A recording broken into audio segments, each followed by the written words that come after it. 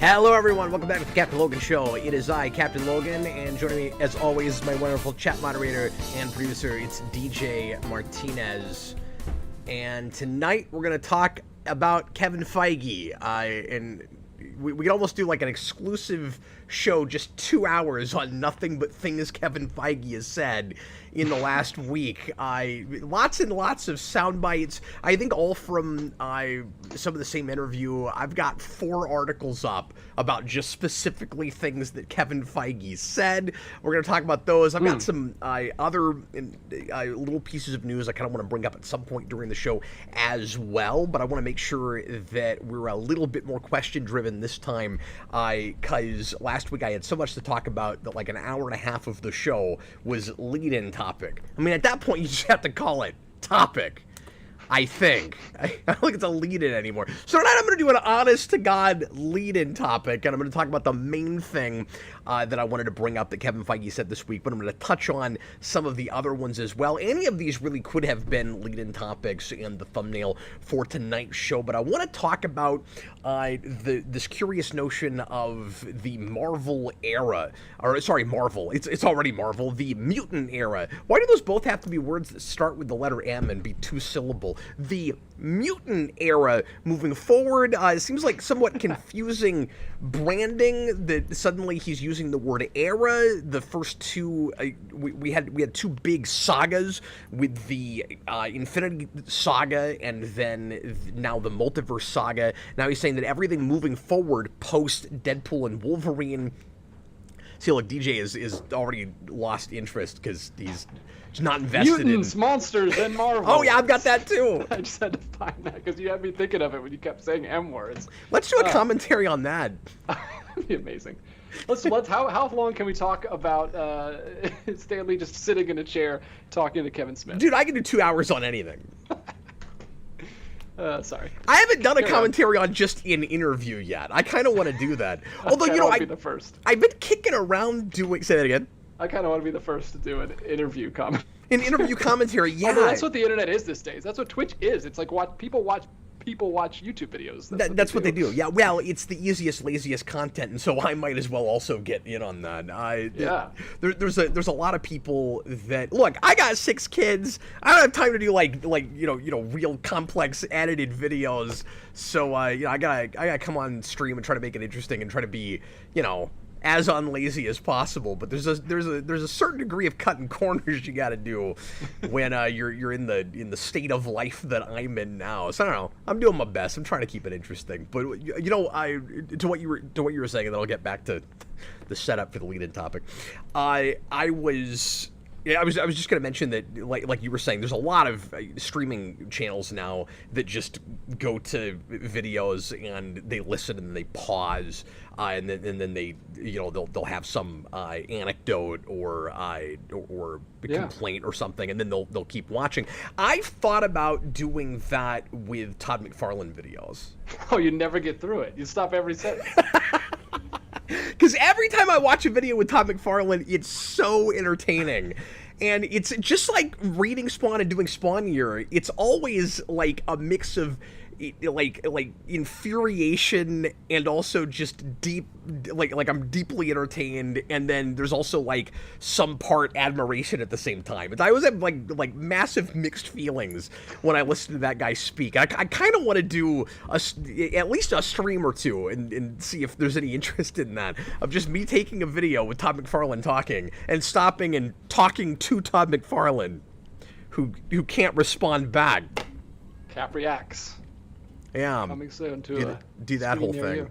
I'm jumping onto a bandwagon, I feel like, though, if I do that. But it sounds like fun.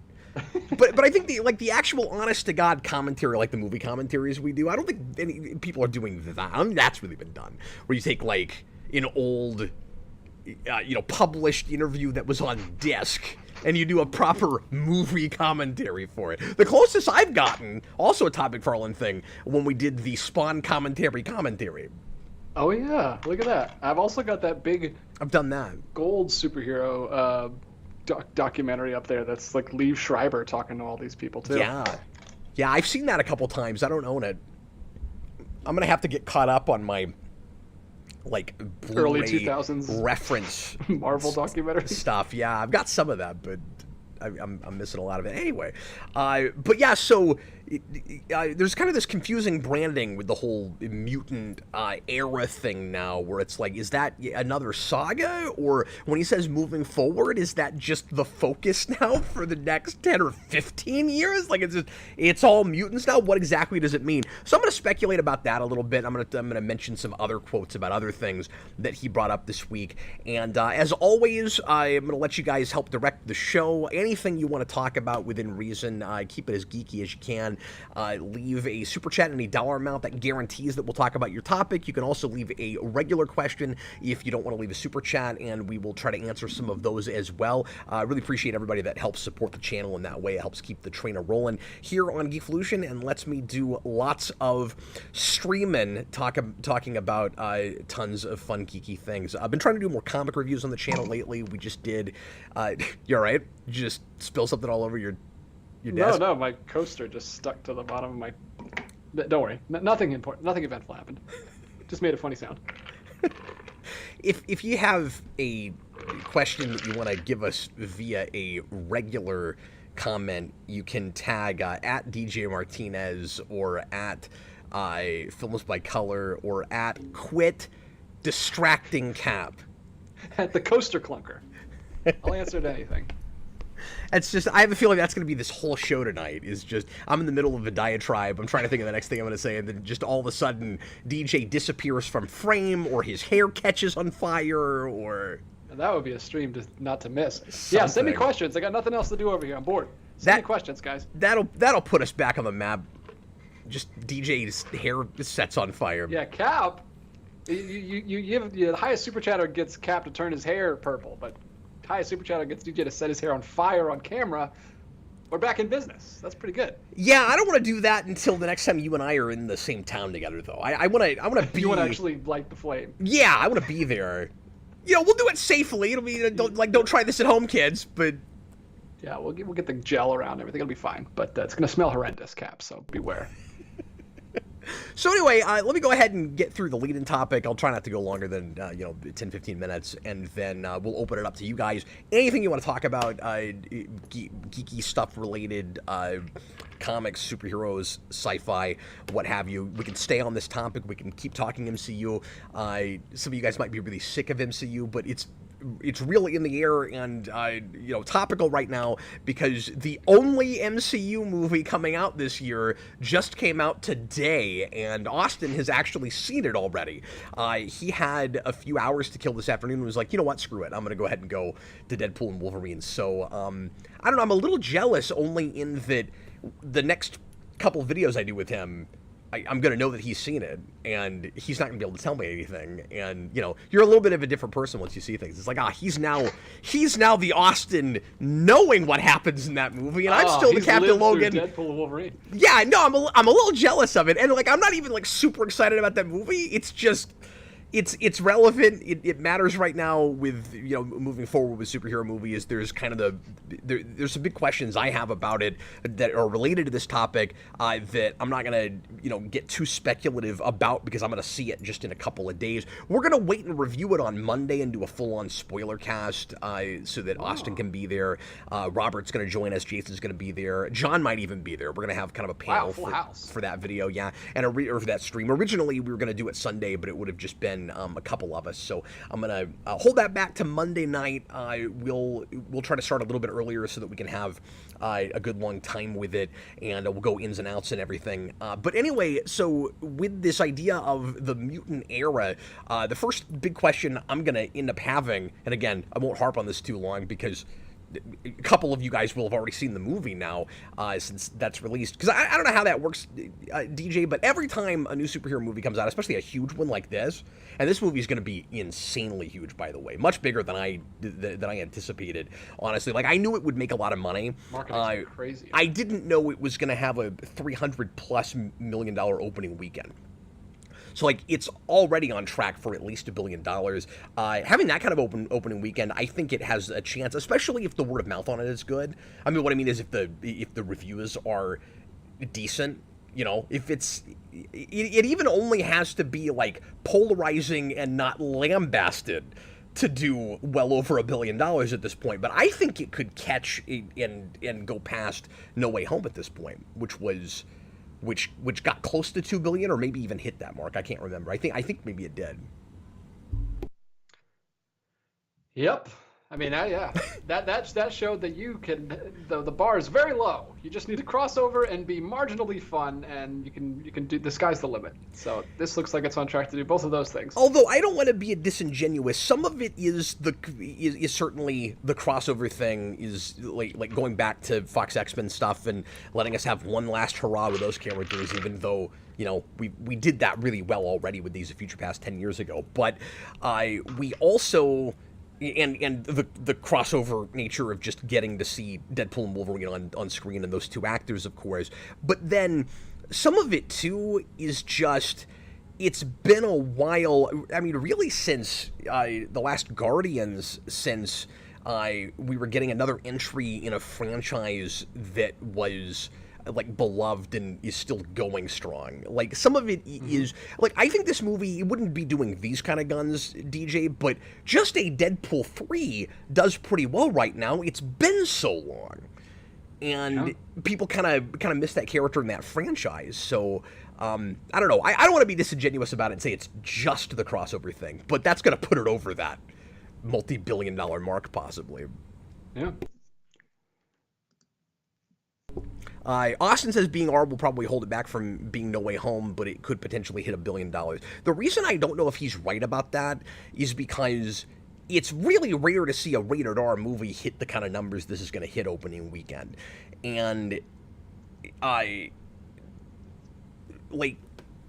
there are still certainly kids' movies that get families sometimes into the theater, but by and large, it seems like movie theaters are more just for these like real big, expensive blockbuster things when people really care. And it's not as much about families as it is 20s and then like up into middle aged and stuff. I don't know that the rating matters as much as it used to. I don't know where you're at on that, DJ, and if you agree with that, but I feel like that trend has shifted really hard. I have no idea. I'm not hip with the kids. I don't know what kids are going to theaters and who's going to theaters. It seems like the audiences are all over the place these days. Well, thanks for that insight. I am out of the loop and happy about it. Yeah, I mean, I have that too, but it just seems like starting like just number-wise, it has to hurt it a little bit because there's a large group of kids that can't get in without. That's true, but what I mean is a lot of families just aren't even going to the theater at all anymore. And so when there is a movie that is big enough, like a big enough deal as an event, as like a cultural phenomenon or something, for people to go, like it's gonna bring in the audience it's gonna bring in. You know what I mean? I don't know that it's as much about families as it once was. Like you're right. Like that is a significant portion of the population that's not gonna buy a ticket. But besides the occasional Despicable Me, which is out right now, like how many movies are kids even going to in the first place? Yeah, I mean, Inside Out. Yeah, just it's Pixar and DreamWorks, and that's about it. But he could be right too, because like, could Spider-Man have hit those numbers without a younger audience and kids that love Spider-Man and stuff? I don't know. It's just I wasn't expecting 350 million opening weekend. Like when he hits those kind of numbers, it makes me kind of wonder if it even needs kids. Yeah, I'm excited to see, or I'm curious to see what it will do. I don't think it'll, beat Spider-Man, but it's cool if it's doing well. Because I mean, those numbers, that's on track to do close to what Endgame did, I think, at least opening weekend. Yeah, I don't remember how it started. I don't remember what the exact number was, but it can't have been much more than 350. 3 to 3. That's crazy. Anyway, I digress. So, getting into the Marvel era of it all, like I said, it's kind of odd that 650 was Endgame. Was it real? Was it that high? Okay, never mind. So it's not going to get close to that. I didn't know it had that kind of opening. I mean, obviously I knew it did. insanely well, but it didn't even hit $2 billion. Yeah, it was front loaded. Yeah. That's usually how it happens if you just go crazy. Spider-Man was just a weird anomaly that was super front loaded and lasted forever. Senior Nerd says, having seen it, I believe the word of mouth will be super positive and will indeed help Deadpool and Wolverine cross over $1 billion. Surely it hits at least $1 billion. Maybe I'm wrong. Maybe it has no chance at 2, and it depends on what that drop-off is, of course. But, well, I'm stuck in the weeds on that now.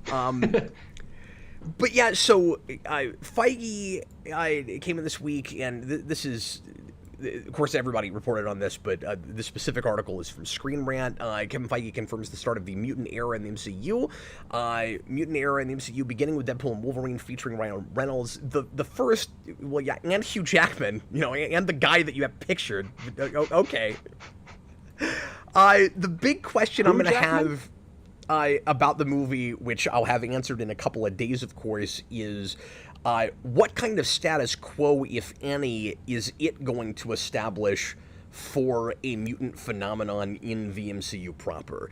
Is it going to feel more like a kind of like standalone thing that's not really developing too much in the grander world building, or is it going to make a big deal at the end of it, that, okay, this is where all roads are leading, and find some way to bring mutants like regularly into the actual regular MCU universe, and it not just be Deadpool and Wolverine gallivanting around to different like dimension hopping and all of that. The timing of this seems kind of calculated to me, and that makes me think that maybe, especially this being their only movie this year, that they're using it as kind of a transition, as kind of a bridge to other things they want to do moving forward, and just trying to get back on the map and get people paying attention to them again. I also wonder how much of the strategy right now has to do with the popularity and success of X-Men 97, or if all of this would have happened anyway.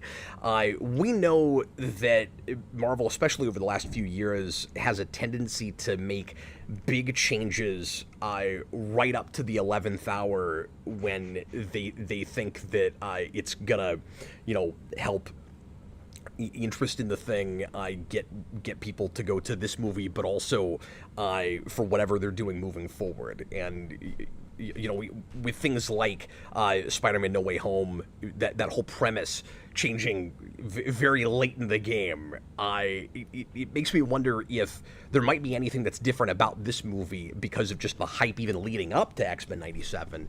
But I don't know that for sure. So Austin and I were talking about this yesterday, and I've got a somewhat different attitude than I did when I first heard this news, because I went, oh, okay, so they're going to put all their eggs in the mutant basket.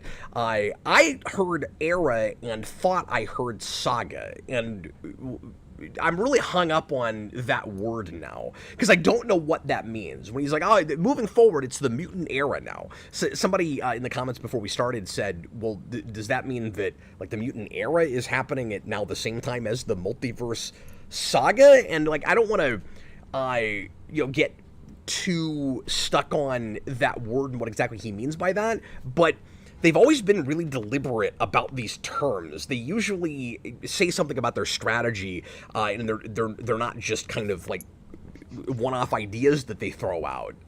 When they say, Infinity Saga, that was their brand strategy going all the way up to Endgame. Once they decided that's what they were in, of course, I think it was probably a couple movies in before they decided for sure that's what they were doing.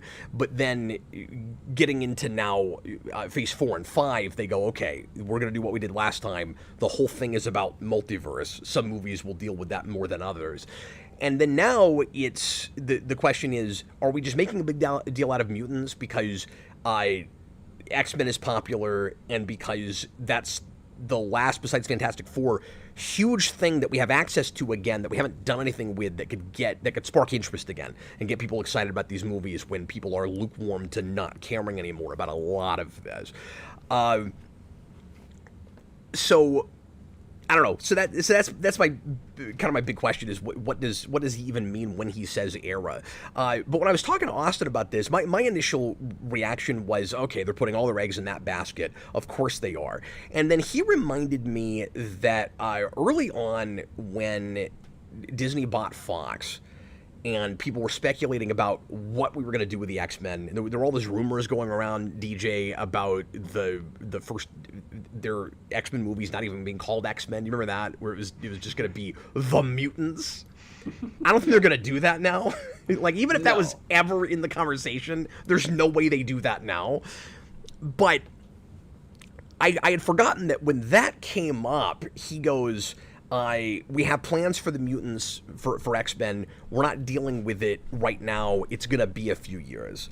And it is possible, to a point that Austin made to me, I think he might be onto something, that this was kind of always in the back of their minds, and that the next thing they were going to do after Multiverse was, in fact, a huge kind of mutant initiative, where they go, let's not do anything with them yet, let's make a big deal out of it later, when we actually get there. And if that has always been the plan, this may not be like, ridiculous, silly, just putting all their eggs in one basket kind of news. Like, it might just be what their strategy has been. And now that they're putting out a huge movie that's about the last, the old regime, the long-running X-Men on film franchise, and maybe getting past that.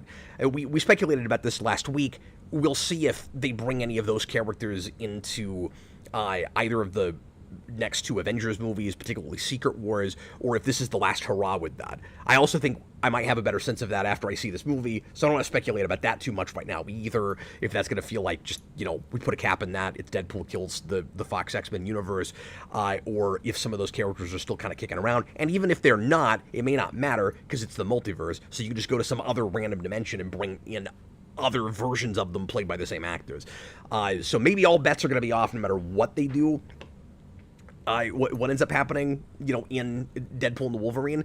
But this is not immediately, like, terrible news or anything. I just don't know exactly what it means. And I also think it's ultra ironic, given that we tried to make the Inhumans the stand-in for the X-Men when we didn't have the rights to them. We didn't have access to them. I think that's hilarious, DJ. Is that now we're going into the mutant era, and a few years ago, we were supposed to... They were trying to program us to not care about the X-Men anymore. Or the Fantastic Four. I just can't wait till Wolvie and Pals and Deadpool go set off the green mist that turns everyone into mutants. Yeah, that's still the $500 Terrigen Mist. That's still the $500 million question, is... Yeah, how the heck are they going to do it? How exactly they do it. Now, obviously... Well, and you know what? There could be some nice connective tissue between the Multiverse Saga and the Mutant Saga, where it could feel like the whole point of this saga ultimately, we'll see if the soft reboot kind of thing happens with Secret Wars. Somebody else in the comments earlier suggested maybe you don't even need a reboot if you're doing the Mutant Saga because you have so many characters to work with. If you can get us excited about new versions of Wolverine, Cyclops, Professor X, Storm, etc., I mean, it'll be real X-Men centric, but do you necessarily still have to have your Iron Mans and your Captain Americas and those guys? There's at least characters to get people excited about, and they're still going to have Spider-Man. There's still going to be some stuff from before that maybe we can latch onto. But the fact that they're doing Secret Wars still makes me think there's going to be some sort of soft reboot. But anyway, the transition could be kind of smooth with the idea of, okay, we've got, even if this wasn't the initial plan when they started the Multiverse Saga, because I don't know if that decision was made before they full-on had the Fox deal figured out. So, like, they clearly have had the plans for X-Men for quite a while now, so I'm not saying that they're flying by the seat of their pants with that, but I wonder if that was in the back of their mind when they started the whole multiverse thing. Even that buyout seems forever ago now. Yeah, it does. Yeah, it's all running together for me. We're like, I'm having a hard time remembering how many years it's been. Yeah, it's had to at least been five years at this point. Yeah. Yeah, That's crazy. weren't they like finalizing it just as Endgame was coming out, like right around there or just after? Must have been, yeah. And then the world ended. And then the world ended, exactly. And now we live in a, the world itself has been soft rebooted now. Yeah, exactly. But anyway, so I'll make this point real quick, and then we can go on to some questions. But I think you could have kind of a nice transition where, when we look back, the whole point of this will feel like we got to get to other dimensions so that we can bring mutants over to the MCU, whether that's how you want to see it done or not. I don't think there's any chance that they say there were mutants around all along. We've had this conversation, but especially now, if he's saying mutant era, I don't think there's any chance that we pretend like this isn't new. No, they're like Sasquatches. They've just been hiding, conveniently hiding for 50 years. I hope it's not something like Terrigen Mist, though, where it's a bunch of people that were already here and then they all get hit with something. Well, I mean, I say I don't want that. I guess either of those isn't ideal, though. Like you could have, it wouldn't be Terrigen Mist, DJ, but you could have something that sets off, like a gene, right? So you could say, A gene? So you could say that we didn't have mutants as far as powers and stuff, but there's a dormant gene that a lot of people have that somehow gets, Yeah. and you know what? The fact that her name sounds like the thing that we make such a big deal out of all the time in the X gene. It'll be the Martha level Never even twist at the end of Mutants.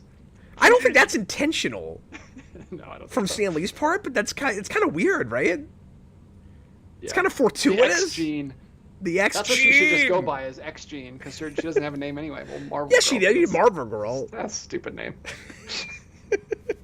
We reviewed them. I meant to say this earlier. We're trying to start doing more comics on the channel again, and we had a request last night for. Okay, so this is cheating because it was a request, but we are reviewing more comics. We had a request last night for some more amalgam that I hadn't covered, and we reviewed. There were too many X books in that, DJ. But one of the things that we did had this hilarious character reveal where the mashup was. Miss Marvel and Marvel Girl, and she was Miss Marvel Girl. That was pretty great. How can you make the worst superhero name even worse? Miss Marvel Girl. Wow. It could be a lot worse because they have I complain about it over and over again. They have a superhero team that's the Judgment League Avengers. Judgment League. I already complained about this last night, but how do you get anybody to trust you when you put the word judgment in your superhero team name? Much less that just sounds really stupid.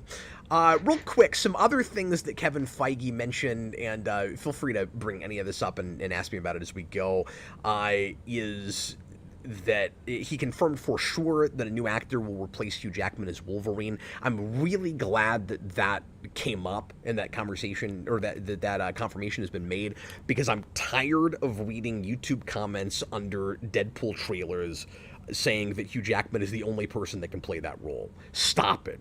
No, he's 50, man. He cannot start a universe. That's insane. Yeah, and I was a little bit 55. worried that as popular as it looked like this movie was going to be, and as big as X-Men is right now, that whatever their plan was, they might get crazy and flip it around and go, let's just write out more Fox X-Men for as long as we can write it out, and keep having actors that have played those characters before them. Yeah, maybe eventually we'll relaunch with something else, but like, we'll just hang on to that like a life preserver for as long as we can. And honestly, that would have been stupid anyway, because like Hugh Jackman as Wolverine obviously is super popular, but beyond that whole universe has been real hit and miss. It's been the most roller coastery of all continuities. It's crazy. Yeah, both in what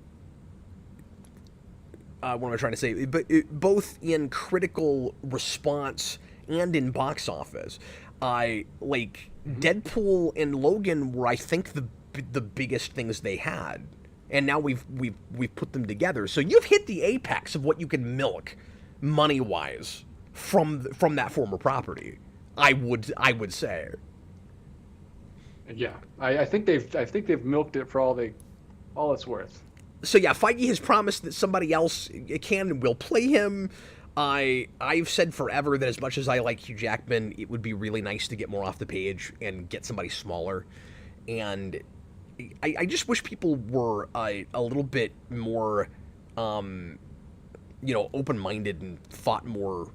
I didn't think so two-dimensionally about these things, where it's like, just because you found what you think is a perfect actor for something doesn't eclipse the possibility of other actors being able to play other variations of it, like other cool versions.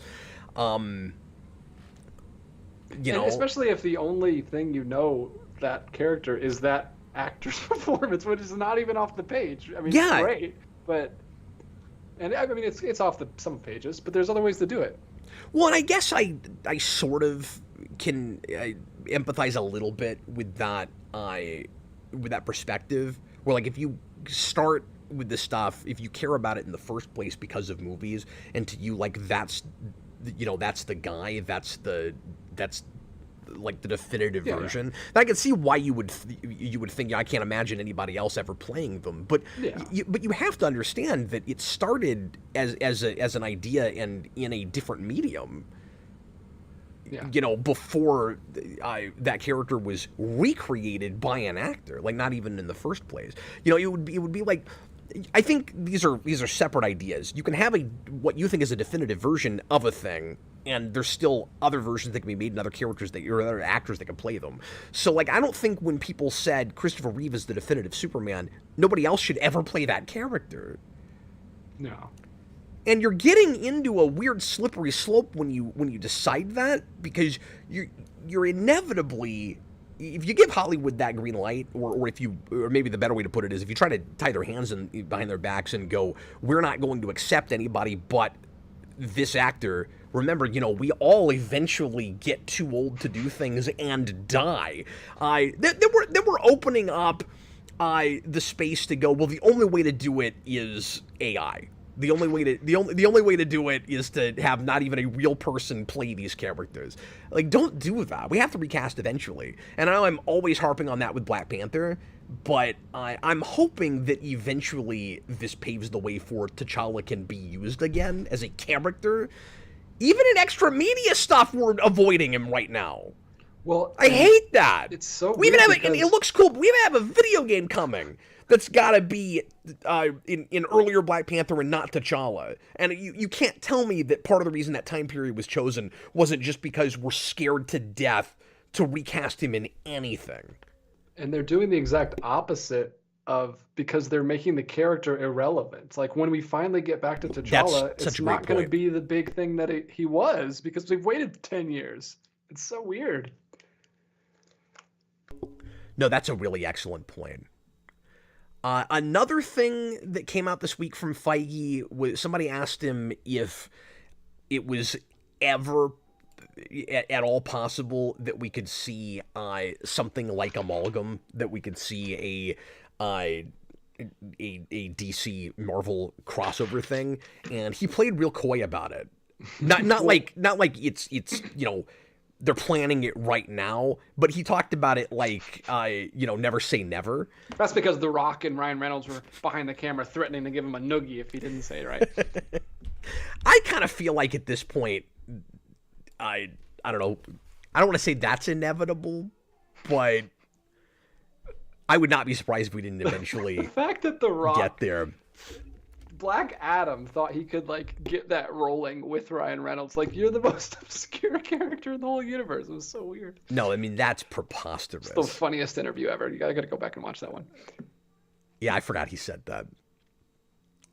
He was probably just amping up the fans, but it was really funny. Now the question is, how desperate do both companies have to get to before they decide to do that? If James Gunn's universe fails, I wouldn't put it past them. Here's Not the him, thing. But them. I wouldn't put it past them. them. Have not been, just in general, super invested in either side of big two superhero movie universes for a while now. I want to think, like, all of a sudden, I don't want to say like I'm super stoked about either universe at the moment, because I have to be in a wait and see place right now, because we're at the start of a new thing and a big transition with the MCU, but I'm seeing a lot of potential on the horizon. We could be looking at a kind of new, if not lesser, renaissance for superhero movies again. And the fact that Deadpool is getting Deadpool and Wolverine is getting the kind of anticipated numbers it is this weekend. Once again, fuel for my fire when I say that, yeah, there's superhero fatigue, but the whole thing ain't dead. You don't make $350 million opening weekend in a climate where nobody wants to see a superhero movie. So like, has interest waned? Yeah, absolutely. Can it be brought back? Yeah, absolutely it can. And if you have if the Avengers movies get people excited, if they make the right trailers, again, Russo's safe bet. I think they can possibly get people interested again if they put the right things out. If that happens, if they make the right decisions after that with characters and just being real story driven, and take the right kinds of risks. And I don't know if that'll happen. And then, if at the same time, James Gunn's Superman does really well, and people really like that as the start of a new universe, we could be sitting at the precipice of a new kind of smaller superhero movie renaissance. And of course, on a selfish note, I would like to see that happen, because I have to watch them all. Well, you don't have to, but you just love your audience so much. You're committed. I've also been doing this for so long that, like, even if I wasn't doing the channel thing, I don't know that I would be able to keep myself from. I would be too curious, I think, to not still look at most of it, even if I didn't go to the theater. Like, I'd still keep Bob. Yeah, probably. I'm kind of curious to see Deadpool. I had no interest, but I don't know. Getting down to the wire, it's kind of like, maybe I'll just go. Maybe I'm separate. I'm far enough away from it at this point where I don't need superhero movies anymore. I've got enough things that I'm actually into that it's like, well, this would be fun. This would be a nice throwback to my love for it that I used to have, and it seems like the kind of movie that you gotta kind of see before everything gets ruined for you. So yeah, that's my thing. Is I was like, I wonder if I shouldn't have canceled the show tonight and just gone tonight. Like, I'm a little bit concerned about stuff. I already know way too much about it. I wish I knew way less than I know. It's just been everywhere. I wish I hadn't watched that last trailer. I didn't even watch trailers, and I know a ton of cameos that are in it just from people telling me and talking about it and seeing things as I'm swiping. Yeah. Scrolling, not swiping. I'm not on the dating apps seeing cameos. You're on the Deadpool dating app? Yeah. But I also feel like you could just be super turned off to the whole thing. Yeah. There's a high chance of that, but I mean, you don't like the Deadpool movies. I'll go with Grace and she'll have a good time. You don't like the Deadpool movies in the first place. You don't like the emphasis on the multiverse thing. You're not immediately turned on by old movie franchise cameos. Yeah, but I care less now, so it's like I don't need it to be anything. Like, it can literally be just that, and it's probably fine. It'll just be a fun date night with Grace. So yeah, it's interesting how lack of investment makes it easier to stomach things that you otherwise don't really want to happen. That's why everyone loves Thor Ragnarok, because nobody was invested in Thor. Yeah, that's a good point. But then we had something of a different experience than some people did with Spider-Man, because some people loved that because they were invested, and some people hated that because they were invested. Mm. And I was neither, because I didn't like Far From Home, so I was just kind of. Well, yeah, but I would have thought you'd hope that the next thing would turn that around, because it's not like it was unsalvageable. I mean, you and I have had that conversation. Yeah, they could have turned around. They didn't, but they could have. We got a super chat while we were rambling. No, and that had one of the worst endings of any superhero movie I've seen. I hate it. And and overall, I like that movie better than you did, but I can't deal with that ending.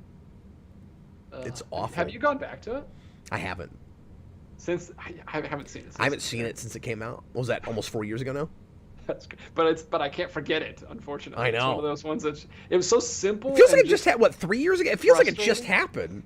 Yeah, that was 20. Was it 21? Oh, I don't even know. I guess. I think it might have been 21. I can't even keep this stuff straight anymore.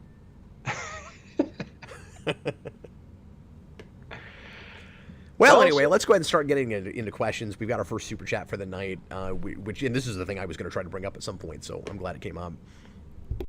All right, well, here we go. $5 super chat from Goofster123. Thoughts on McFarlane's Spawn movie, hey, being titled King Spawn? Will it actually get made? Yeah, so Blumhouse revealed that title this week. It's super counterintuitive. I wish that's not the direction they were going with that. And I say that, I don't know exactly what they're going to do with it, but I have theories and I have worries, DJ. First of all, to answer will it actually get made, at this point, and I know I've kind of said this before, but more definitively I feel like I can say yes at this point, because it's got 3 writers attached and none of them are Todd McFarlane. So it sounds like it's gotten away from him. Hey. But in certain ways, he's still more influential than he should be, because I feel like just with that title, and I could be reading too much into this, we'll see what the actual premise ends up being, but with that title, I'm worried that those guys are drinking some of McFarlane's Kool-Aid. So King Spawn is the title of an offshoot book that sold pretty well for them. I don't know what the actual numbers were. In 21, it started. After issue 300 was huge, and with the success of Spawn, all of a sudden, out of nowhere, the relative success, McFarlane greenlit like 1 billion monthlies, and there's all these Spawn titles now. It's the reason that I've had some people try to get me to do a Spawn year 2, because there's now enough issues to do another 365, DJ.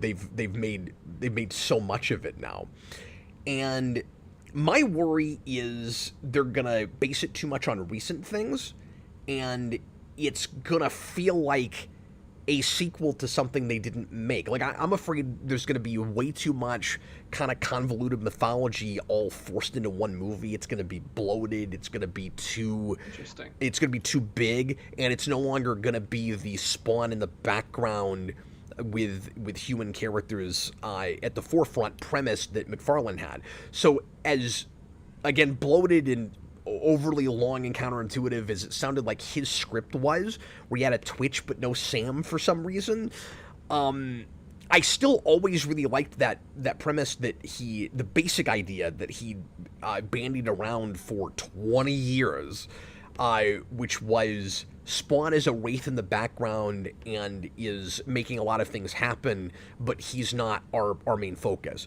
Now you're calling the thing King Spawn.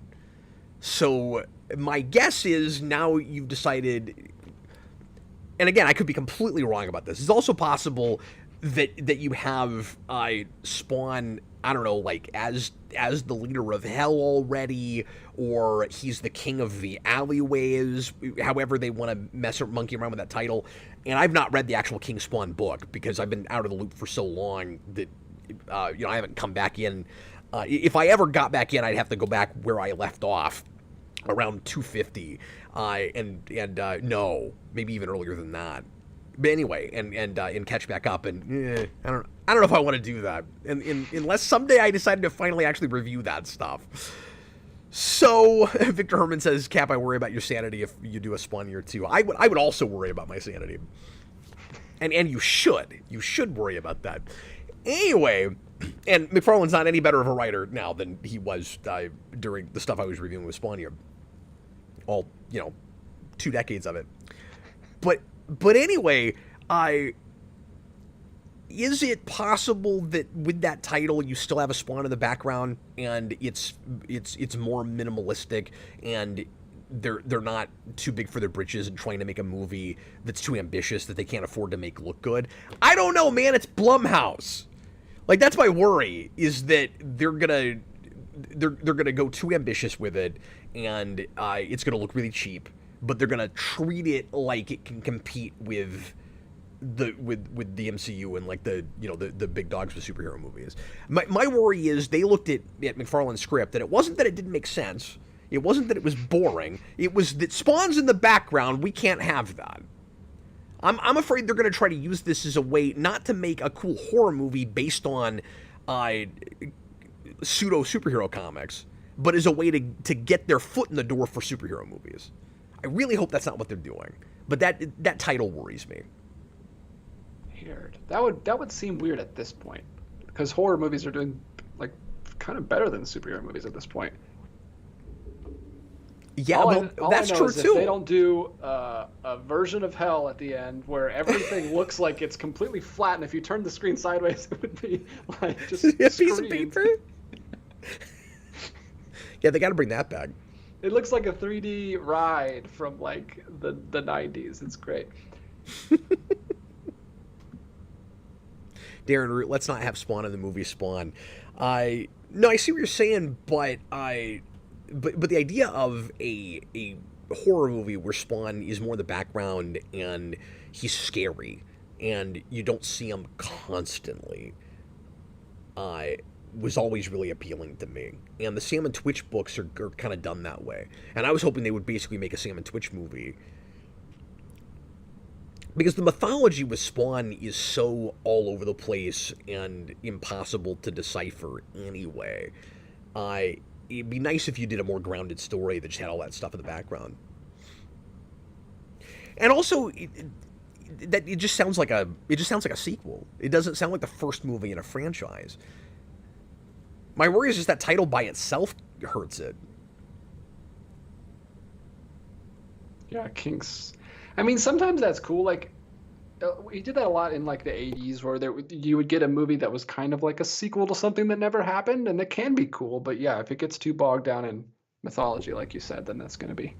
It's been almost 30 years since the 90s movie. Why would you just not call it Spawn? You got to go back to brass tacks. Yeah, no one even remembers it except for fans, so just reintroduce it. You got to go back to, and that's, and this will be the last thing I say about this, but I started to say this earlier, DJ. That's where I get off saying, they're drinking the Kool-Aid a little bit, and maybe they think that Spawn is a bigger deal even in comics right now than he actually is. Where they're like, we got to look at recent stuff, we got to go to that recent title. I guess, but it's not like that's massive. It's not like 90s Spawn. It's super. It's not like that's going to bring what, like 50 people to the theater? Like, why? But did McFarlane somehow convince them that it's bigger than it is? Maybe. He seems to be very convincing. People like him and Zack Snyder, those kind of people, the like style over substance people, are very good at convincing people. For some reason. Well, and he's a really persuasive guy. Yeah. Goofster says just have... Now, I mean, he's not so persuasive that they went with his script and let him direct it like he wanted to. I mean, like, the negotiations almost broke down. But the fact that it has a title now with... One step closer. With three... Well, more like three, because, I mean, it's got writers attached and his name's not on it anymore. That makes me think that they made a deal to kind of get him removed from the project, where he's probably just kind of consulting at this point. But my point is, they might be listening to him too much, even just consulting. I don't know. Goofster says just have Bill Kincaid as the main antagonist. Yeah, that's icky and horrifying, but that sounds like a Blumhouse movie. And then he says, and do Longlegs. Is he talking about Longlegs, the movie that's in theaters right now? Oh, maybe. I don't know. That's why I didn't read that part. I didn't know what that meant. I don't know. I haven't seen that movie, but everyone's watching it. I'm still watching the final scene from Spawn over here. Absolutely crazy. Are you really? It is. They ran out of budget by that point, and they were doing things linearly enough that yeah, it was nuts. And just the way that's hobbled together. It's amazing. I have like 3 commentaries on that movie. It should be studied. And if they do what you said and get too ambitious for their budget, then it would just be like consistent with the first movie. That's what you do with Spawn movies. just make a really good animated film. Put that in the theater. I don't know why nobody learned the lessons from Spider-Verse except for Spider-Verse 2. Like what? Well, What are you Ninja doing? Turtles kind of did, but then I think they expected that to be a much bigger movie than it was. Yeah, that's interesting, right? It isn't. That is interesting. Why it wasn't? I guess. I Well, guess Turtles. I think it did okay, but they couldn't move merchandise with it. Which is weird because that's always been Turtles' thing since the beginning was merchandise. Yeah, but I don't think those designs translated great to figures and stuff. And I also I really have to question who the audience was. Like, what was the demographic that saw it versus the demographic they aimed it on? Because I think they were trying to kind of aim it at everybody. And then they had all these toys they couldn't move. So little kids didn't bite on that. But it did okay, and it was well liked. I didn't care for it, but it reviewed well. So that tells me that adults went and saw it, but they couldn't get their kids to care. Yeah, and it's interesting I've never thought of. We haven't talked about this, but like we're two big, huge Turtles fans, so we don't really know what normal people are like. But is that more because I have no idea what a normal person is like. That's true. Absolutely. Is it more because of the direction they went with it, with Seth Rogen trying to recreate the cartoon, or are kids just not into Turtles as much as they used to be these days? Well, that's the big question mark, right? Because as late as 2016, 2017, they were able to sell that to kids, and they still had massive success both in getting kids to watch their show and buy their toys. And then the next iteration didn't do very well for them. When they had the rise of the Ninja Turtles, which was only on for 2 seasons, and then it got a cap off Netflix movie that I never saw, and now we're into this thing. And I wonder how much of it is simply just if you stray too much from the classic aesthetic, which is just kind of perfect and maybe timeless in getting little kids interested, where you have that blend of like wholesome and kind of edgy looking. You know, where you make it cartoony and fun, but then they got these kind of angry grimaces.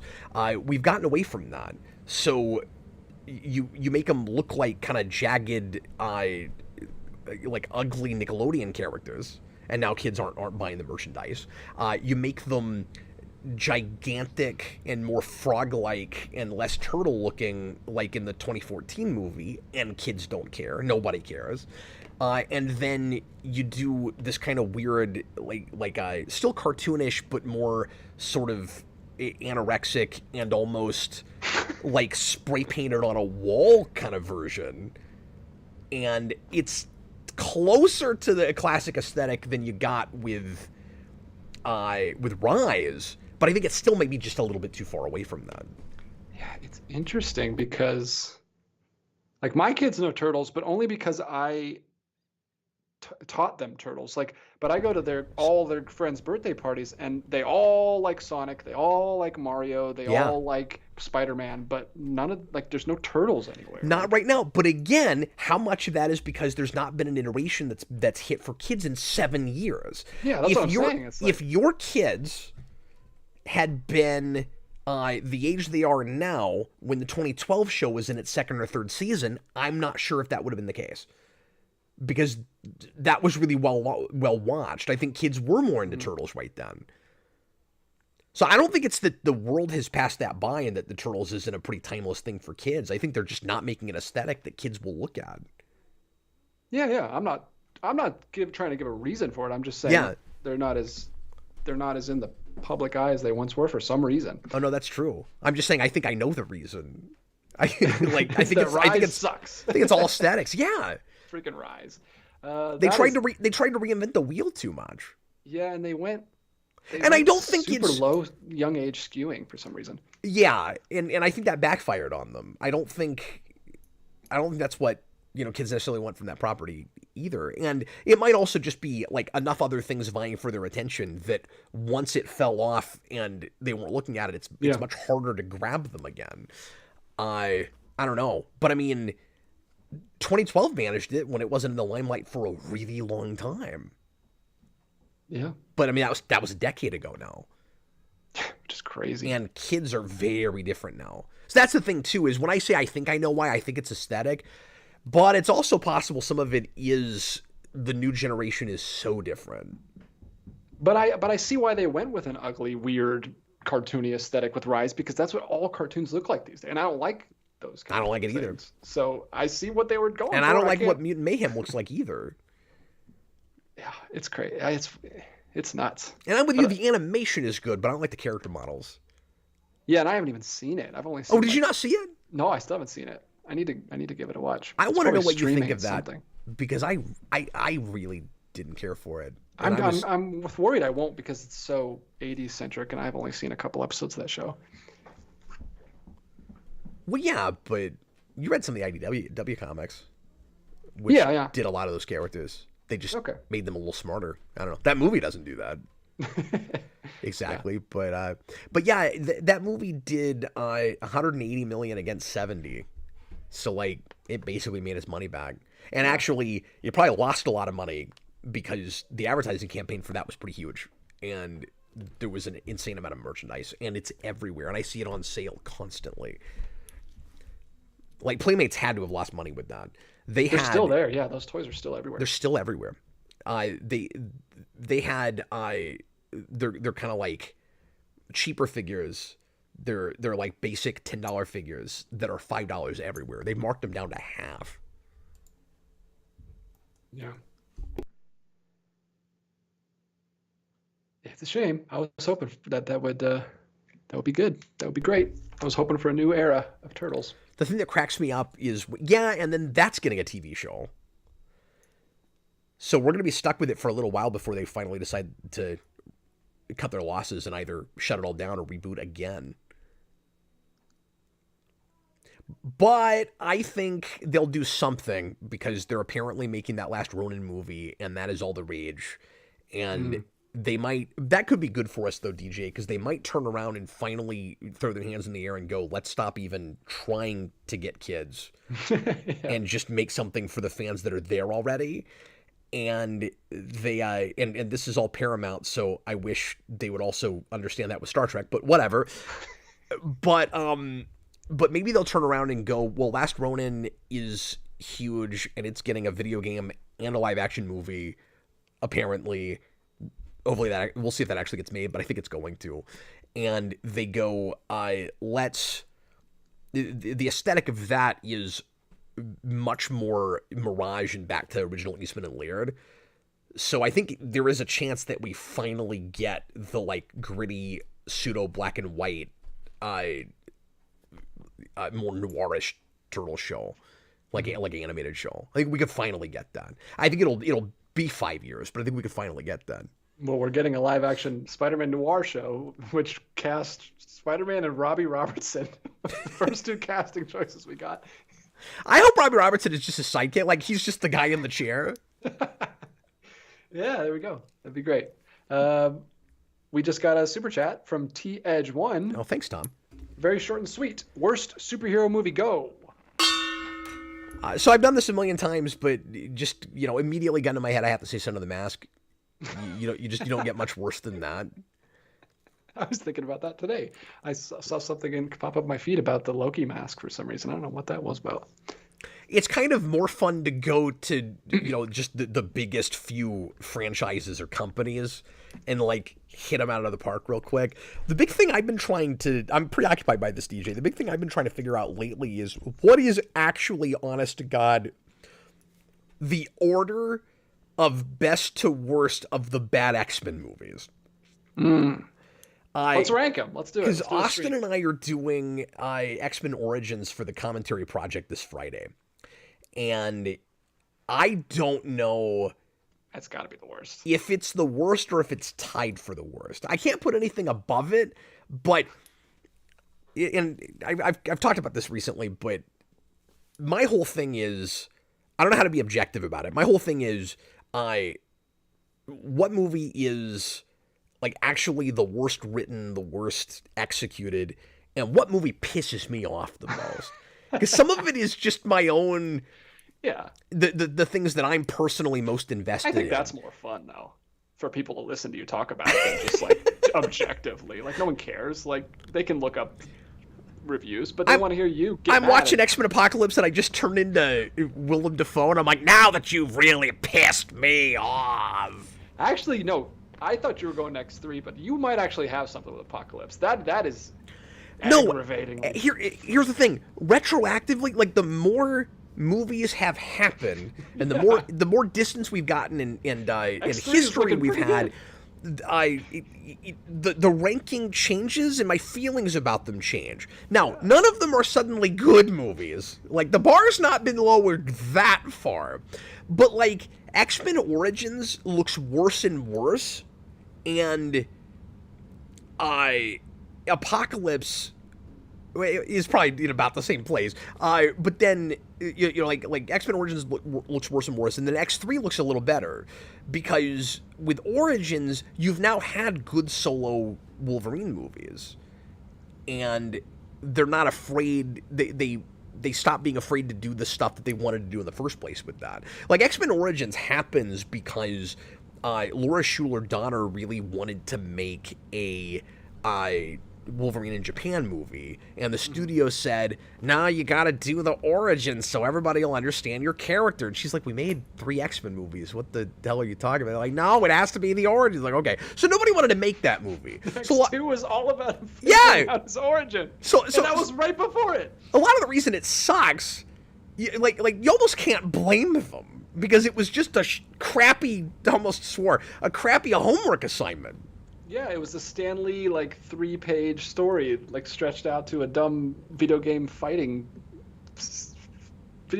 game sequence. That's, like, all it is. For a character that's much more interesting if you keep a lot of that ambiguous. You know? And, yeah, we've done a ton of that in comics now, and, like, they even reference origin in that movie. But that, like, you've had 3 X-Men movies. The very next thing you're going to do is flesh out a thing that was much more interesting when it was a little mysterious. Okay. But anyway, so yeah, it's hard to rank them because I don't know if I can put Origins or Apocalypse on top of each other. Because Origins, I think, is maybe the weaker movie. But I think I hate Apocalypse more than I hate it.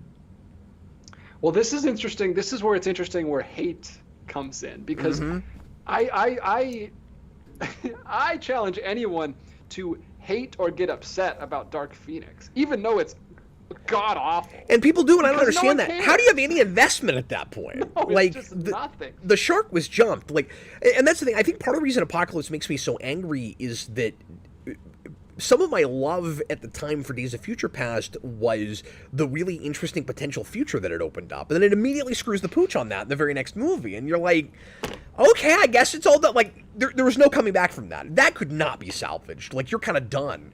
And then Dark Phoenix, like, again, they could have made a better movie than they made Dark Phoenix, but oh, of course, but it's like, it's gonna take a while to make me care again. It's gonna be just like X2 to X3. It's like, okay, you guys are gonna have to work pretty hard, and then suddenly my interest is piqued when you make First Class.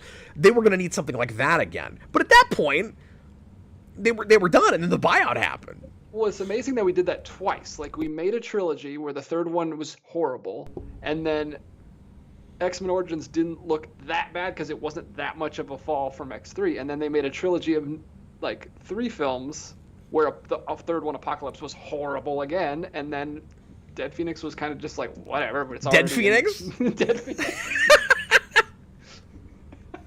Yeah. The cycle, man.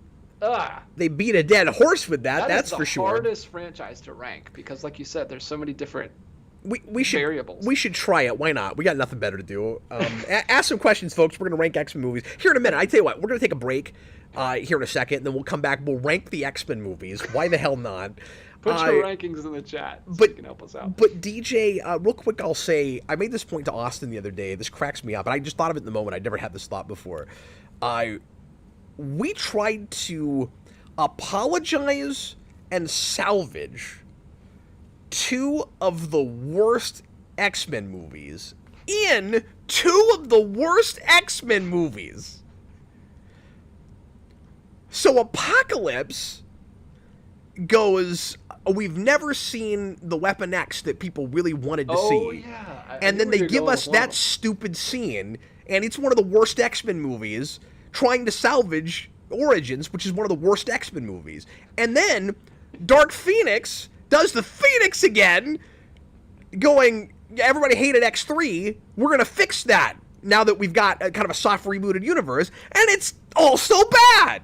And they did the same thing with both of those. They didn't change it at all. They It wasn't just the aesthetic. Like, we didn't just need to see him naked with the stupid thing on his head. Like, no, that's so superficial. It's like, oh, finally we have that image. Who cares? It was the same thing. Like, it was pointless in that movie. Yeah. They have the lowest standards for us possible. They think all we want is, like, literally the visual of that helmet that he wears for like 3 seconds and immediately takes it off. Like, what is the point? No, I mean, at that point, you're working on the level, and this isn't fair because I don't mean to tarnish these guys, but you're working on the level of like a Bat in the Sun short film. Where you're, you know, like, you might as well just make one of those. Just do like the 10-minute beatdown episode. Yeah, don't make a 2.5-hour horrible X-Men movie that I have to sit through. Yeah. You know, or a 1.5-hour one that feels like it's 2.5 hours. Okay, we're going to go ahead and take a quick break, guys. We'll be right back. I also forgot to announce earlier that we're going to do a Geekvolution After Dark right after this for Patreon. So quick plug, just the $2 tier at Patreon gets you access to that, and that'll be another live stream right after this. Austin will be there, and Brandon will be there, and we'll each bring interesting topics, juicier topics we don't usually talk about here on the channel, or possibly just really mundane things that we also wouldn't think to bring up on the channel. But it's always fun conversation, so come and hang out with us. And we'll be right back in about 3.5 minutes.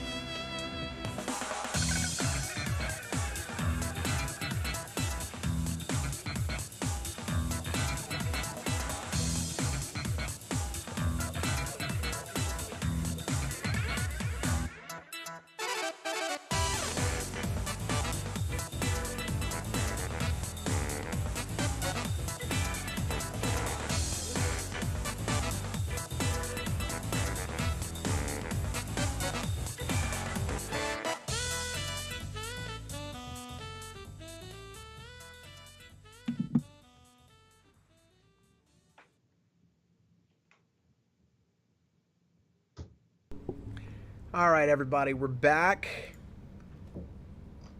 DJ is going to make an entrance here. He's like, oh, I didn't see you there. Oh, oh hello there. No, I was looking for my X-Men movies, but I have them all here. I don't own some of them, but I just grabbed them. I own Apocalypse for some. Why do you have that? I don't know why. Was Apocalypse one of those movies that you didn't hate when it came out, and then you saw the light later? Because I know some people had that with that. No, I definitely hated it the first time I saw it, and I never watched it again. I don't know why. I think it must have been like a $10 like Black Friday sale or something. Something kind of cool about it though is it comes in a silver case with an X logo. Oh yeah, of a Blu-ray logo. So that's kind of cool. I'll just take that off and put it in a good X-Men movie. I don't know if I have that release, or I can't remember which one I bought. Yeah, I don't know why I have this. Loaded with extras. It's not going to help it. Actually, that made it worse for you. It made it much worse. Yeah. Oh, I was infuriated. I do not own Dark Phoenix. I can't. I was so out by that point. Do it. Get it. It's great. I will never pay money for Dark Phoenix. It's great. You can watch the X-Men get chased by the MCU. And now the X-Men are going to be the next era of the MCU. We couldn't have predicted this. Well, it was all right there in Dark Phoenix. They laid it out for us. Apparently. Yeah, it's nuts. Okay, well, I guess we'll real quickly rank the X-Men movie. I'd love to see what your ranking is, because I know it's going to be a little bit different from mine. Yeah, we can't possibly agree. There's no way. That's all right. We don't have to agree. Because, Well, just for the sake of entertainment, is that what you're going to say? We can't agree, otherwise it's boring. Well, sometimes you'll see these videos where they have to rank and they have to like make concessions with each other and put them higher, but we just have very different lists, so that would be very, very difficult. I mean, you've done that before. Like you and Jason had to kind of put that list together with They Might Be Giants, and that was tough. Oh yeah, when we were doing like the tier ranking. Mm-hmm. Oh, I mean, and as opposed to just we've done it in the best Geek Evolution video of all time, where we ranked Naked Blue characters.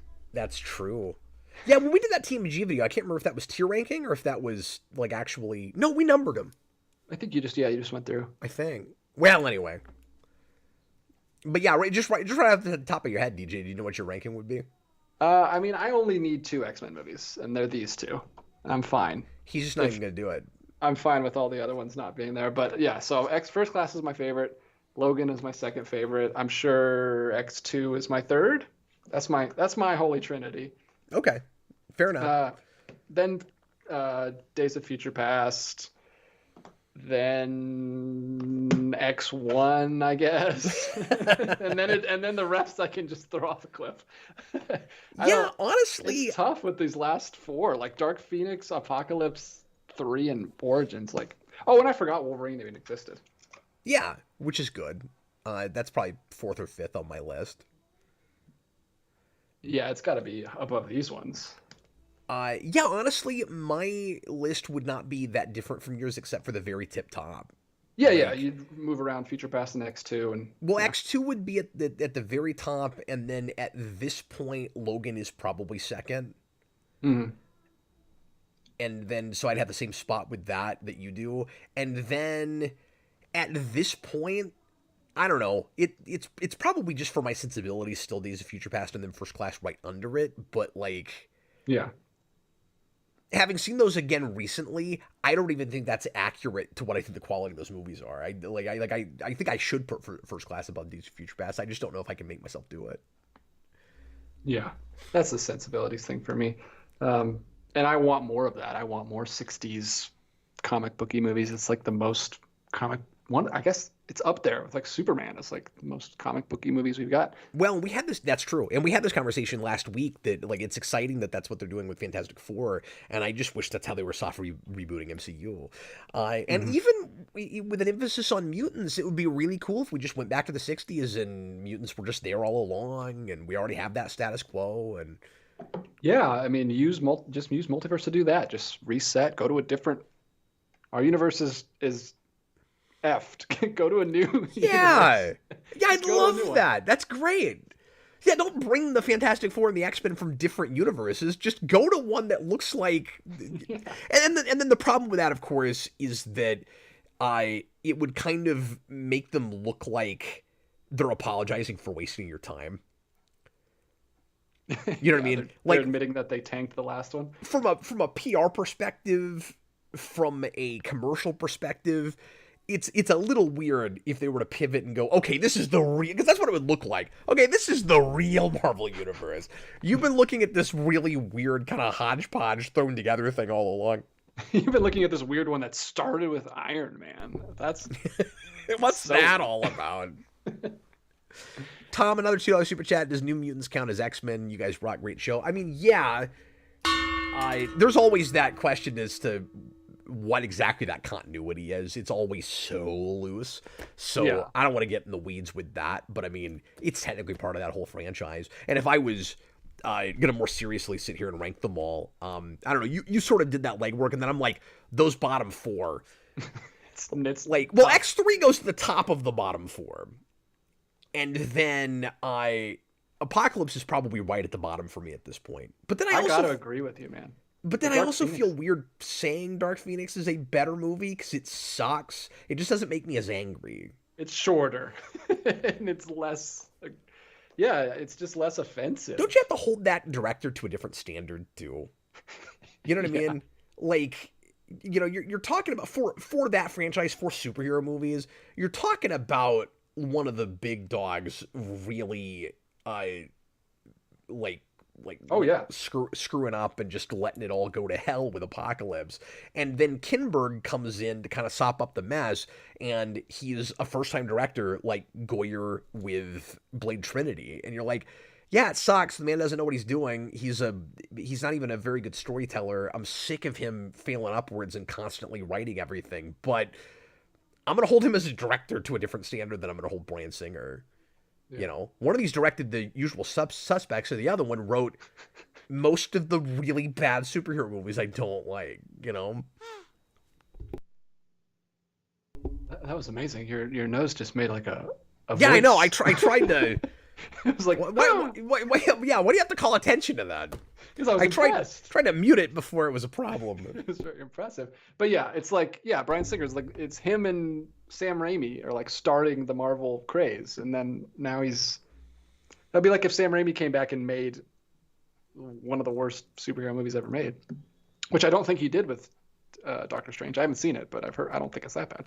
No, I mean, a lot of people really hate it for some reason. I liked it quite a bit. Yeah. And I like it better than Spider-Man 3, so he's outdone himself. he's on the mend. He absolutely is. Well, and he's a guy I would have been intrigued to see try to make an Avengers movie. Ooh, interesting. But now we're just getting the Russos back. He's a guy that you would be intrigued to see make a Resurrection Man movie. That seems like a match made in heaven. Oh, that would be perfect, yeah. Why'd you have to come out and say that? Well, it's also... Well, just tweet James Gunn. He might make it happen. You know what? I'm going to do that. Now that you say that, I'm gonna do that. Send him an X. You know what? We're not doing anything. I'm going to do it right now. Change the title of the stream. Cap X's James Gunn. You know what? I say that. I don't even think I have an X account right now. I haven't used it in so long. I think I'd have to make an account to do that. Because the Geekvolution account got hacked. Oh no! And I haven't been able to get into it for like a year. Who would do such a thing? I don't know. I can't remember what they were posting or what they were tweeting. What do you even say anymore now that it's X? Nobody knows. It's one of there's just not even a verb anymore. Oh man, I was gonna try to X. I was Xing. Sounds terrible. See, I don't want to say that out loud. Yeah. I'm telling you, there's so many possibilities for the After Dark stream title in this conversation. You know, you do have to give it to Elon Musk though. That the man took one of 26 letters, changed Twitter to that name, and Twitter is still so ubiquitous that if you type simply the letter X in Google, it is in fact the first thing that comes up. Wow, he must be paying so much money in SEO. You gotta give the man that. Oh yeah, you're right. Maybe I shouldn't applaud him just for being a ultra rich billionaire. What a dumb. That seems like something he like. It was just like a bet. Like I bet you can't make a famous app with dumbest name ever. And I he's like, bet you can't just make it a letter. And he's like, watch me. And I'm going to pick the worst possible letter, too. I just don't like that because it's so, like, in the zeitgeist and ubiquitous, and now we all got to change what we call it, and then you got to get into stupid, arguments with people if you forget to say it. Like, that's what I don't like about things like that. Well, It's like, Twitter, no, man, it's X now. And then, like with the tweet-linked review thing that I do on Superhero Rewind, I would get people like, oh, you can't call it tweet-linked anymore because there's no such thing as a tweet. I'm like, well, then what's it called? Because I'll call it that as soon as it has a name, but it doesn't have a name. X length. See, everything sounds bad. And if you type in X in Google, like you said, the first thing says X. It's what's happening /X, and then the second thing says Twitter login right underneath it. So they're still calling it Twitter. One thing you can say about tweet and Twitter was at least there was no permeation of it that sounded sexual. No, that's actually good branding. Like it was great. It was probably the best social media. Like Facebook, no one knows what the heck a Facebook is anymore. And Instagram also sounds like it's from the 90s, but Twitter was actually nice, and they had to ruin it. Everything gets ruined. I'm making an X account right now so that we can try to get James Gunn to talk to sorry, not Bryan Singer. Who were you talking about? No, definitely not Bryan Singer. Get him out of here. Sam Raimi to make Resurrection Man. Throw it on the slate, James. I think so it's weird entirely just calling him James. Possible. Yeah, well, you know how I feel about that. I don't like first name basis with people you don't know. I only do it for comedic effect. Like, you can't call him McGuire. That sounds like a baseball player. You got to call him Toby. That's a better suited name. I disagree. I think you can call him by his last name. It doesn't suit him. I think it's more respectful. I think it's, I don't know. Like, we've lost any sense of decorum. Well, I've never met the guy. He's never going to hear me. I don't need decorum with him. Yeah, but it's setting an example, you know? It's just setting the example. Well, you don't have to apologize to me. I'm just telling you why I did the rant. I heard your reasoning. I listened. But we got some super chats while we were rambling on about nonsense. Well, that's what this show is. It's like, and you know, we cracked the code, and I don't know if you even know if I should say this out loud. The thing is, we get stuck on a topic, and we get rambly for long enough that somebody gives us money just to shut us off. Yeah, they're like, so get back on track. Fine. Take this money. Yeah, take this money and talk about something I want you to talk about. I'm really sick of you trying to sign into X. I couldn't make it work. I'm gonna have to do it later. I made a password, and then it was like, and then I typed it in, and it was like wrong password. So I don't know what's happening. Gen Xer struggles to sign into X. I mean, the titles write themselves. It writes itself. Jeffrey Patron shut us up with this $5 I'm super technically not a Gen Xer, but I hate having to admit to it. I'm at the I'm at the earliest possible year for millennial, but I don't like that because I don't even buy it. I'm like, how am I a millennial? I don't even buy it. Well, there you go. It just, it didn't sound as good. It wasn't as catchy of a headline to say millennial can't get into X. Yeah, they should have called it millennial. Millennial. There you go. .com. Millennial.com. Well, that's limiting your audience. That's what Marvel's doing with Deadpool. Should we read Jeffrey Patron's "Get Us Back on Track" tweet? Yes, absolutely. Thanks, Jeffrey. It's actually gonna take us back to X-Men. He says, "I can still remember." See, that's great because that'll annoy somebody else that'll put in a super chat and get us someplace else entirely. He says, "I can still remember watching the Kinberg-penned classic X-Men: The Last Stand with you, Cap." Yeah, and you're going to have to remind me why on earth that was the thing we chose to watch together. He came to town, and that's what you Jeffrey's been to my place twice, and that's what we watched together. I think the second time he came over, we watched. I don't know why. It was kind of funny though. That's a fun watch with someone else. We had a good time. I don't know why that. Is it was I working on a project where I had to watch it again, and then I was like, I gotta watch this, Jeffrey. Let's do that. Or if I don't even remember. I don't know. Oh, you took him to work with you? You're like, I got work to do, Jeffrey. You're gonna have to sit through this with me. We also went to a They Might Be Giants concert together once. That was much more fun. Oh, significantly better. Yeah. Activity. Well, it sounds like he had a blast. It was memorable to him. He can still remember it. Yeah, we did have a good time though. No, I remember that. I just don't remember why. You were doing a series. You were doing a watch-through series. Oh, that must be what it was. He says. Okay. Well, my apologies. That you had to sit through that with it. And then TH1 puts in another $5 super chat. It's Posts and News calls it X, formerly Twitter. Yeah, you say that all the time. You see that all the time. They've always got to say formerly Twitter Twitter in case somebody's watching that hasn't gotten the for memo on years. that. They're just going to keep doing that forever. I think they'll do it for 10 years. That's amazing. I really do. X, formerly Twitter. But yeah, and the post thing is not going to catch on because yeah, that's just everything. Everything else is post, and tweets are different from posts because they're limited. So yeah, no, he's right. I forgot that is what they're officially calling it. But like that's stupid because that's what we call everything. Yeah, I guess you just got to say I'm gonna make a post on X. It's just, yeah, because you don't want to say clunky. You don't want to say I'm Xing you. No. It has too many different connotations. I'll X all of you later tonight when I go live. Yeah, like what does it mean? I'm breaking up with you. I'm murdering you. I'm something gross. You know, like there's so many things it can mean. So many things.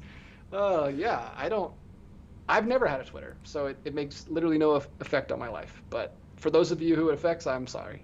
Well, it only affects those of us that don't use Twitter in that when we have to read headlines or articles that bring it up, then we have to, we've done it tonight. Inevitably, you're going to end up having a conversation about how it's stupid that the name changed. That's why I don't like that the name changed. Into something that edgelord sounding. So, oh yeah, it's X now. You know? That's what it would have been in the 90s. Speaking of edgelord, we got a question about the new R-rated Rebel Moon. You gonna watch that? Asks Darth Maul. So I keep forgetting that the second part dropped, and I haven't even watched that yet. And Jason and I and Connor... Oh, you're such a bad fan. Yeah, I've given up on that whole thing. You're going to be the world's biggest fan, and I believe you could have been, because I don't think it has many. It doesn't have any, yeah. I very seriously considered buying the merchandise because I just thought it was so funny. And I was going to commit to it. I was going to get the pop figures. I don't know if I was going to go as far as to get the expensive costume replicas. Please do. Because they made those where you get the swords of I can't remember the characters now because they're not memorable and it's been months now. But it was Nemesis. I think Nemesis had swords. You could buy those, and there were a couple other things. But I almost did it. And at the point where I saw some on sale and I passed them, I passed them up. I went, I guess I'm not doing this. You had a crisis of conscience, and it was like, what are you doing with your life if you're going to buy this? So what's he talking about? They're doing an R-rated, director's cut or something? Yeah, and it's 9-hour version? It's so silly. Is there any footage left on the cutting room floor? I haven't seen the trailer yet, but I've been told what's in it. And so it's Snyder doing his standard shenanigans of, I wanted to make something real, violent, and rough and pushing envelopes, except not at all. And Netflix wanted it to be more PG-13. So he's doing an R-rated version that it looks like all that's really being changed. I'm sure there's going to be some extra pointless scenes. I'm sure they're doing that. But the main thing that's changed is just now when people get hit, there's really fake-looking blood splatter everywhere. Yes. That's what I needed. They're doing that. That'll save everything. What's surprising is, in the way he talked about it earlier in the year, we all thought that it was going to be one long version, and they're still putting it out in 2 separate parts. Yeah, but it is longer. I mean, at this point, it should be in episodes, just like I thought the Snyder Cut should have been. That's so weird. It should be like a 4-episode miniseries. His pitch was, I want to do R-rated Star Wars. Yeah. They said yes. sold, but it can't be R-rated. But it can't be R-rated. Why did he do it? And it still feels closer to R-rated than something like Star Wars. What it sounds like is not that he made, and who knows what actually happened. What it sounds like is not that he made something rougher and then had to tone it down. It sounds like he made what they wanted him to make, and then he artificially tried to make it look rougher. That's what it sounds like. That's amazing. Like, I gotta add more blood splatter. Zack Snyder is the George Lucas of bad filmmakers.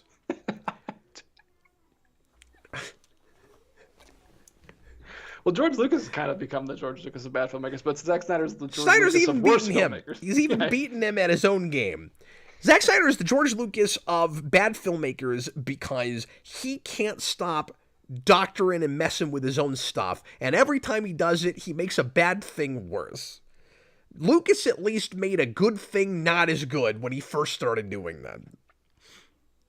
Yeah, it's because that's like the most embarrassing thing you can do is to go back, redo your thing, and make it worse. Like still make it bad. And trade up. He keeps doing all these director's cuts, and they're still bad. Like, why would you want that at your resume? Like, I take a long time to make a bad thing instead of I can crank out bad things quickly. And I know what some people are going to say, particularly Snyder fans. Some people are going to, except we're losing viewers talking about Snyder again. I know what people are going to say. They're going to say, but Cap, he did make Justice League better by re-editing it. And my rebuttal to that would be, no, he gave us his version. He didn't redo what we saw before because that was already a redo of a thing that we didn't get to see in the first place. And then he shot new things and artificially slapped stuff onto it that didn't need to be there and that didn't go along with everything. Just to pad it out and give us a sense of where it would have gone if he'd gotten to keep making it because he was depressed and in denial about the fact that he didn't get to finish his saga. So that's a different thing. Jeffrey Patron with the great comment. George Lucas has the good graces and decency to keep his presumably new bad movies to himself. That's exactly right. Although if you think he's actually made any movies, you're hilarious. I would love to see George Lucas's home movies. I hope he has been. Well, you know about that whole thing, right? Yeah, where he said he still wants to make movies, but he doesn't want to share them with anybody. He's making for his. You just put him in a vault somewhere. Well, he's probably got an enormous house that you can like the ranch that you can store him in. That's great. Snyder should start doing that. Snyder, make these movies. Somehow talk Netflix into giving you all this money, and then just keep them to yourself. Well, he doesn't need Netflix's money. I've seen Rebel Moon. He didn't use it. It looks like I haven't seen Rebel Moon. It looked like he funded it with yard sale money. Well, maybe it was fan funded. We found out that there aren't as many Snyder fans as it seems like there are. Yeah. Or they don't make any money. It's just a couple of folks in his neighborhood. They had a potluck and they shot a movie. I haven't seen it, so I don't know. For all I know, you could just be slanderizing this movie. And I would love to make you watch that movie. No, I'm good. I'm still trying to decide if I want to see Deadpool. Well, there could be a super chat goal in our future. It would be a lofty goal to get me to watch that. We're going to make DJ sit down and do a blind commentary on Rebel Moon. The R-rated splatter cut. Oh, that'd be the way to do it, yeah. Yeah, no, we might do that down the road. I almost did Rebel Moon as a blind commentary, and then we ended up actually watching it and reviewing it, the first part. But then I just forgot all about the second part. I'll talk to Connor and see if he still wants to do that. Connor, run! I don't know if that'll ever happen. Thomas Lowe says Snyder has no money. Well, no, I'm sure he has money. I'm sure he's doing fine. He just didn't spend it on his movie. I saw it. Rebel Moon Blood DLC. That's exactly right. Hey, at least nobody's having to pay any more money for it. That's true. At least it's just on the service you were already paying for. Sorry, what?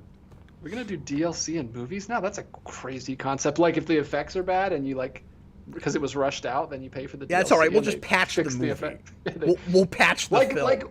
speaking of X-Men Origins Wolverine, you remember when that happened? You remember when there was a leaked cut that had no special effects, and a lot of people saw it that way? Yeah. And then people like, patched version oh out. my god, you wouldn't believe how bad this is. And then all of us naive fans were like, well, the effects aren't finished. Yeah. And what's weird is a lot of us saw it and liked it okay. And I don't know why. It's terrible. But, like, I was in that crowd, and I think most fans were like that. I remember contemporary YouTube reviews, because this was, back just as I was getting started. That movie came out, I want to say, just before the first Superhero Rewind. Mm-hmm. And I remember I liked it okay. I wasn't over the moon about it.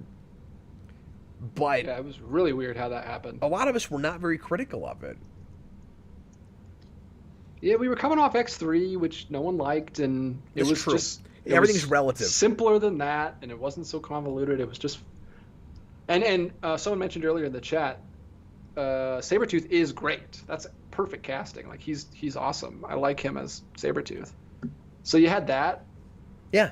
No, that's true. Kind of carrying you through. Hugh Jackman's still always great, even when he's doing the stupidest things on screen. Like, the guy that played Gambit was fine. Yeah, what's his name? John Carter. What happened to him? Friday Night Lights kid. I don't know. I guess he's busy being a warlord of Mars. Face of the earth. He's still up there. He's a warlord. I didn't know that was his name. He's a warlord of Mars? Well, we never got Warlord of Mars. We didn't even get John Carter of Mars. That's true. John Carter. Just got John Carter, yeah.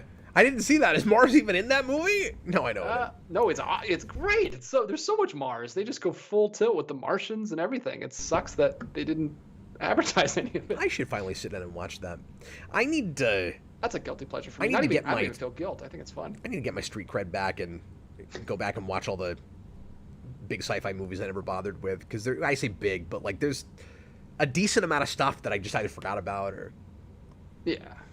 And I don't know how much that'll appeal to you. It's almost basically science fantasy. Like, it's that early 1920s, like, kind of science fiction book that's basically just a fantasy story, but just set in space. Well, I don't know if you know this. I've actually read a decent amount of John Carter. I just didn't bother with that movie. Okay. When it came out. But no, I took a science fiction course in college and had to read it. Oh, awesome! Several John Carter stories. It's been a long time, but I'm just saying I'm familiar with that. I know what the stories are. Yeah. And I was always half curious about it, but I guess not enough to actually seek it out because I kept forgetting about it. It's probably on Disney Plus. No, it's exactly what it should be. It's great. It's a pulp, just a pulp Burroughs story. Like it's just like Tarzan, but he's in space. Like it's great. I thought it was great. I'll watch that with Sarah. And it's fun, and it's actually self-contained. Like I don't feel. I wish we had got more sequels to it, but it ends fine. Like it's fun. It's Taylor okay. Kitsch. That's that guy's. That's his name, Taylor Kitsch. For a second, I thought you were saying that actor's actual name was John Carter. No, I was just saying he played John. And Carter. I was like, wow, he's a warlord of Mars. I didn't know that. No actor would be dumb enough to use that as their stage name. It's the most dull name ever, John Carter. But I wouldn't think a studio would be dumb enough to put a movie out called John Carter, and they did. I'm going to read this question, even though that's your job, because it's my show and I feel like it. Spider-Fan take the wheel. Says... sorry, what? Go ahead, take the wheel. I'm fine. Oh, yeah, you don't want to give me that kind of green light. He says, outside of Spawn, what was the worst series of comics you've ever read? For me, it's Billy Tucci's She. Oh, really? Is that bad? I've had that a few times in my possession when I had a flea market booth and stuff, but I've never actually read it. She. Yeah, I think that was a late 80s thing. Early 90s thing. I'm not sure. Yeah, worst series. And I'm rusty, too. You know, I read that like I was going to have a great answer to this. Yeah, I liked that question, and now I'm like, I'm not sure what I want to say, though. Because I can think of things that I've tried, and they were so bad I didn't keep going with them. You know, so, like, the easiest cop-out best answer to this, of course, is always Youngblood. But I never actually read more than an issue of that. Because it's terrible. And then a lot of the things that are coming to mind right now aren't, like, full series. Oh no, I know what it is. It's and this is recent too, but I can't think of anything off the top of my head any worse than this. It's Tom King's Batman and Catwoman. It does not get much worse than that.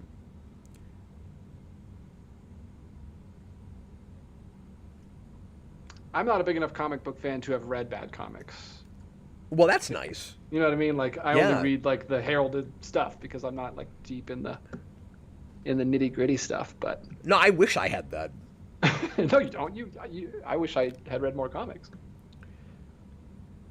Yeah, but I've read so many bad comics, I can't even think of any bad comics right now.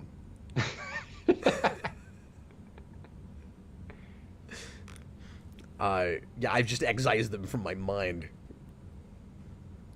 Spider-Fan says she was a 90s Batgirl comic. It's kind of a rip-off of Spawn. So many things were rip-offs of Spawns right there. Rip-offs of Spawn right then. That's right. Hey, why don't we knock out a couple of those Patreon questions? Sure thing. Because we only had a few for July, and is this our last July show? Or are we already in August by next week? I think we are. I think the first is next 26, Thursday. Man.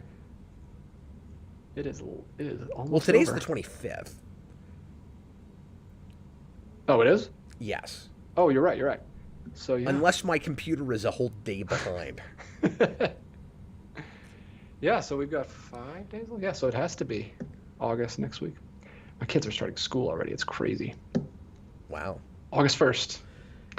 Yeah, and see, I always lose track of time and where we are in the summer and stuff because my kids homeschool and we take, certain weeks off during the year, but we go year round, so. Mm-hmm.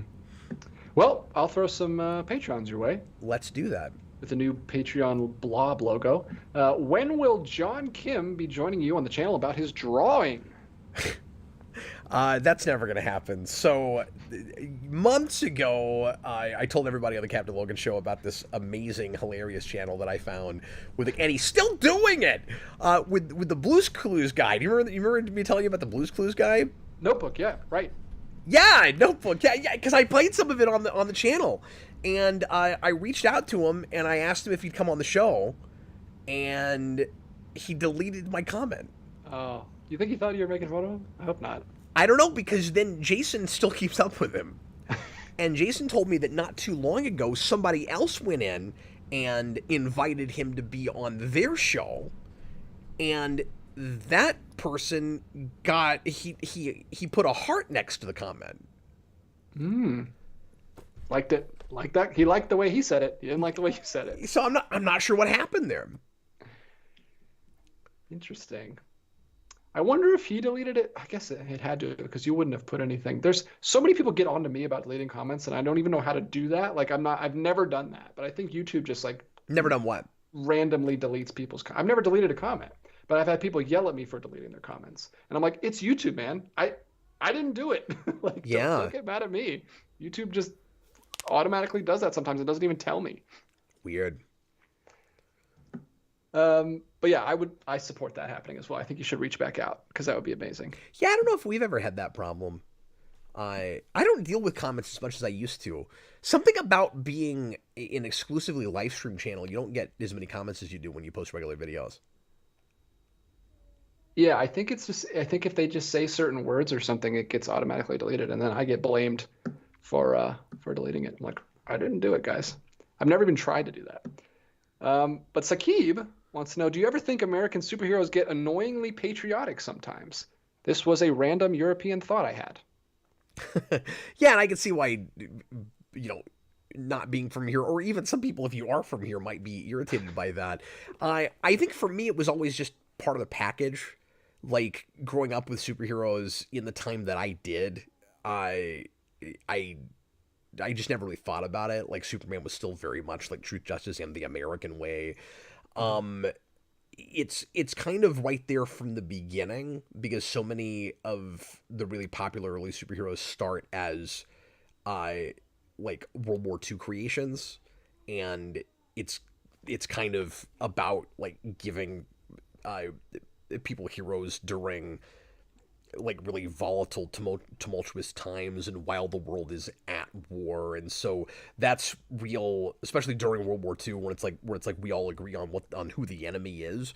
I like everybody is deeply patriotic at that point, and you're expected to be, and it's un-American not to be, and so of course that's going to be in the chemical makeup of a lot of those characters in the first place, and we've gotten more and more away from that in recent years, just as the general sensibility and like we have, you know, a pretty politically divided country, and so some people feel more patriotic than others, of course, but like by and large the sensibilities have just changed real hard. So I think in comics in 2024 you don't see as much of that, even with characters that are like walking around star spangled and wearing red, white, and blue because they started off that way.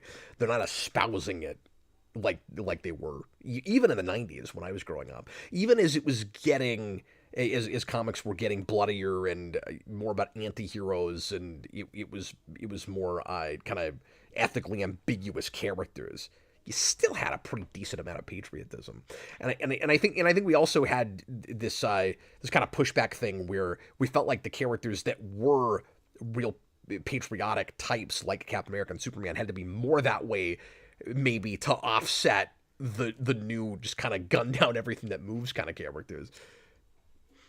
Yeah, it's funny how synonymous they are sometimes in kids' heads, where I don't know anymore, but like when my son was young, he's basically said before, like called it a Captain America flag, or like something that was like all star spangled. It's like, oh, it's the Captain America colors, like, because Captain America is like that's the theme.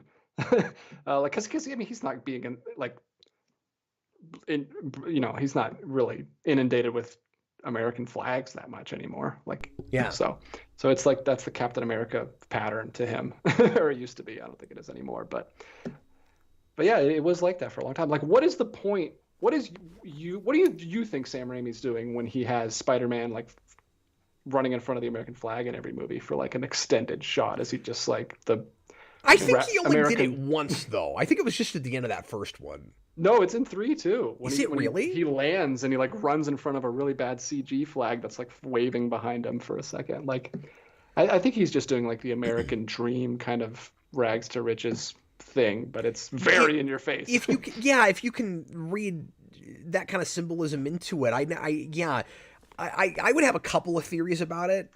One is we did that with Superman. Yeah.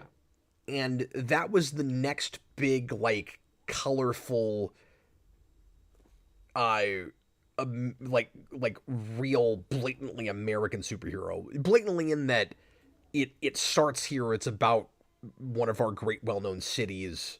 It's the coming of age story for a kid. That, like you said, I mean, if not rags to riches, just like, you know, kind of a lowly kid that, like, I don't even know if it's really American dream if you think about it, because like he's still poor, still miserable. He just happens to be famous if he's wearing that costume, you know, but he's also somewhat infamous when he's wearing that costume. So yeah, I don't know if it's that so much as just the iconography of the American flag behind a big major superhero in an era where we'd only had a couple of those, and one of them was Batman, which didn't have that kind of flashy, colorful iconography, and was gothic, and was more about all the things in America, especially the legal system, that don't work, you know, and corruption and stuff. Well, that would be amazing if after he was like, "But I don't have to save you," he just like jumped off into an American flag right behind him. Dan makes a good point and wonders how much of it is about 9/11, because just the patriotism in the country in general was so high right then. Well, it's right when he comes back, like he's evil Spider-Man, like right when Sandman and Venom are like beating up a building, like he comes flying in and he's back for the first time, and he's like runs in front of a flag. But I'm talking about in 1. Yeah, in 1. Because but that would no. Yeah. Riddle me this though: was that shot already in that movie? Because that it doesn't come out until they've had a good long time to change stuff. because it had a teaser that was between the Twin Towers, and when 9/11 happened, they pulled that teaser and they pulled that, or they pulled that scene. So it is possible that flag is added because of 9/11. I've never had that thought. Yeah, Possible. Like fly away. Yeah, I guess we never know. Maybe not, but I mean, it's possible. They had a good 6, 7, 8 months to get it in there. Mm-hmm. Right? Yeah. So yeah, that's a terrific That's point. definitely possible. That I wasn't thinking about. Because it was so close, I had to kind of rack my brain for a minute and go, oh, well, now, wait a minute, though. They could have been influenced by that, with that particular shot. Clearly not the script. Like the initial shooting script. Yeah. But iconography like that, yeah, absolutely. And also, that show, or those movies have kind of like a city patriotism to them. Like, isn't New York so great?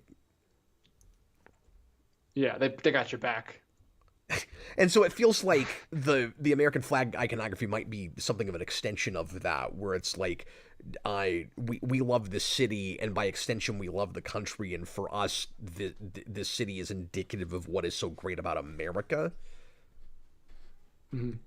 And Spider-Man being a lowly kid that's just trying to protect people in that city is indicative of the best of American. So I can see where that patriotism would come from. And he's got 2 of the 3 colors of the flag in his outfit. Yeah. It's basically the same thing. Burf Gravy says, pretty sure that's been confirmed. I had never heard that. If that's true. So yeah, if 9/11 hadn't happened, I wonder if he does run in front of a flag like that. Yeah, I wonder what he does. Maybe he just jumps off the Daily Bugle. But no, I mean, yeah, that's what that ending is supposed to be. When I first saw it, though, it felt like a callback to Superman 2 to me. I always wondered about that.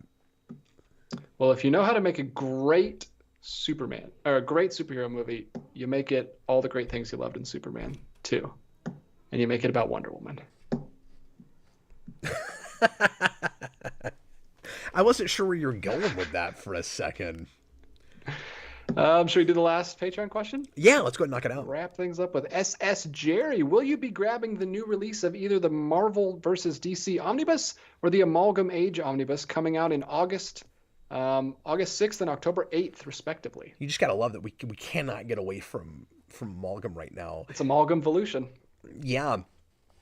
I'm curious to see, because I haven't looked it up yet. I'm curious to see what the covers look like, what the binding looks like. I'm not planning on it because I own most of that in singles, and at some point I'll try to finish my singles collection and just try to 100% that. I'm close. I'm maybe missing 8 or 10 total, and none of those are super valuable. So like I can get on eBay or go to conventions and finish that up at some point. But yeah, so yeah, unless I'm just like the cover or just the overall look of those like knocks my socks off, I probably won't. But if I was gonna buy one over the other, it would probably just be the initial miniseries. However they're collecting that, I'm sure it'll have more than just that in it. Because he gave the titles. I haven't even looked into that and what exactly are in each of them. I just knew they were trading them. It's pretty cool. I think you had something to do with that. You brought it back into the limelight. Yeah, I'm sure. Don't patronize me. Well, anyway, let's go ahead and wrap things up here, DJ. Unless you see any other just really great questions, we gotta hit here. It sounds like Brandon's here. I gotta get set up for After Dark. So yeah, for sure, go for it. Well, everybody, we sure appreciate you. Thanks for hanging out with us for another couple-hour show. We'll be back again next Thursday night, again at 7, to do another one. If you want to get questions in ahead of time and help direct the direction of the show, and maybe get your question rambled about for 20 whole minutes, who knows? Go to patreon.com/geekvolution. The $2 tier lets you put in questions ahead of time. And we'll see you again real soon for more fun geeky stuff here on Geekvolution. Lots of stuff going on over the weekend. I'll break this down real quick. I'm going to be streaming, I think, every day up through at least next Friday. I've got so much to do right now. So tomorrow night, we're going to do the Superhero Rewind commentary on X-Men Origins Wolverine, as aforementioned. And then Saturday night, as promised to Mutale from last week, John and I are going to do a blind commentary stream for a couple of hours on the show that he picked, which was Ben 10, which I've never seen. So we're going to do a few episodes of that, and I'm going to watch it blind and react to it as we see it. Sunday night, I'm going to do when I meant to talk about this earlier in the show, and I completely forgot about it, but I'm going to do a stream responding to our collective Geekvolution community top 100 DC and Marvel characters of all time.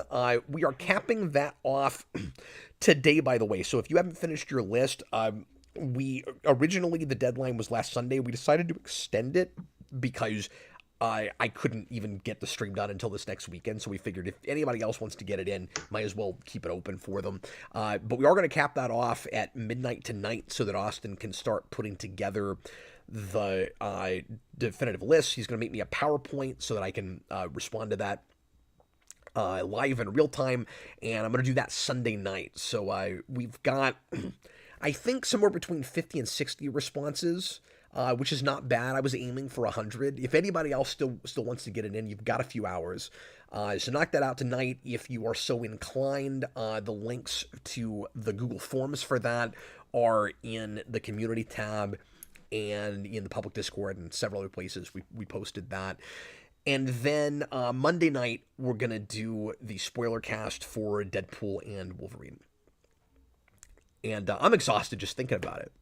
It's just all the stuff we're doing. You just rattled off so much stuff, man. You're a busy boy. Yeah, it's a lot. And I also want to try to sneak in the next part of my comic collecting stream. I'm doing a series of streams about my various collections, and inside of that, I'm doing a sub-series going through my entire comic collection from A to Z through all of the boxes. And DJ, in the first stream, we got halfway through box 1 in 2 hours, but that's because I also talked about some key issues and more valuable things in a notebook that I spent more time on. So the first hour of that is kind of some more Holy Grail stuff. And there's some other Holy Grail things inside of the rest of the collection. I just happen to have that notebook sitting right there, and I was like, I'll start with these, because otherwise it's going to be, the first 45 minutes of that was just going to be me going through covers of 52. So I'm glad I opened with something more interesting than that. But anyway, so I've started that series. That's going to be a lot of fun to keep going with, and I'm going to try to do those weekly. Sometimes I'll break in and do a different collection stream just to break up the monotony of that, but I did get the comic started. We're going to keep going through those, and it'll be that more often than anything, because that's going to be at least 30 streams, probably. That's a daunting task, man. Isn't that nuts? Well, you remember a couple of years ago, we talked about doing it as a 24-hour stream, and finally I went, that sounds like a bad idea. Like, I'm just going to fall down and die. It might make you hate comics at that point. You just look at well, even if I had a co-host on it, it's just I would be doing so much talking. I don't think I could do it. Yeah, that's a lot. But good luck. Thanks, man. Really appreciate it. Well, that was a lot of information, but that's what we're doing here on the channel. I hope something in there sounds appealing to you. Come hang out with us, and either live or after the fact, and come also hang out with us for After Dark. And in the meantime, I was Captain Logan, and this was the wonderful DJ Martinez. Later, folks.